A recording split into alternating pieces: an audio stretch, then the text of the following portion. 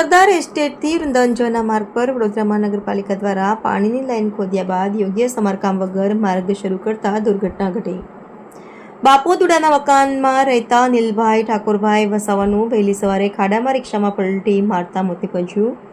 અનિલભાઈ ઠાકોરભાઈ વસાવા 38 વર્ષના હતા। પરિવારમાં કમાનાર એકમાત્ર વ્યક્તિ બાપોદ પોલીસે સ્થળ પર પહોંચી મૃતક યુવકને પોસ્ટમોર્ટમ અર્થે સાજી હોસ્પિટલ ખસેડ્યો। કોર્પોરેશન સમક્ષ વિપક્ષ નેતાનો આક્રોશ। આજે જે ઘટના બની એના વિશે તમે શું કહેવા માંગશો? આજે ઘટના બની એ એકદમ દુઃખદાયી છે।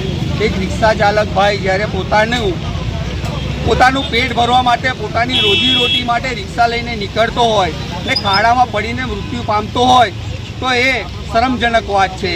તમે લોકો જ્યારે ચોમાસામાં જ કામગીરી કરવા માટે આપો છો અને ખાડા પડી જાય ત્યાં સુધી કોઈ જોતું નથી।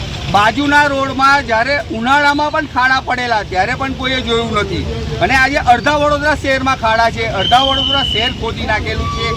જ્યારે ચોમાસું હોય ત્યારે જ તમને આ બધું નિયમ યાદ આવે છે કે પાઇપલાઇન નાખવાની છે, ગટર લાઇન નાખવાની છે, તો શિયાળા અને ઉનાળામાં તમે શું કરવા કોન્ટ્રાક્ટ નથી આપતા?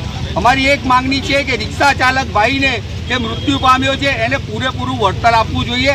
એના જે નાના નાના બાળકો છે એ ઘરમાં એકલો જ કમાનારો હતો, બરાબર છે? એ ઘરમાં એકલો કમાનારો હતો। હવે એનું મૃત્યુ થયું છે તો એના પરિવારની ભરણ પોષણની જવાબદારી કોણ ઉપાડશે? શું કોન્ટ્રાક્ટર ઉપાડશે? શું વડોદરા શહેરના સત્તાધીશો ઉપાડશે? અને જો આને વળતર નહીં મળે તો આગળ અમે ગાંધીનગર પણ જઈશું। આપનો પરિચય? દીપક પંચાલ, વડોદરા શહેર જિલ્લા રિક્ષા ચાલક યુનિયન મંત્રી।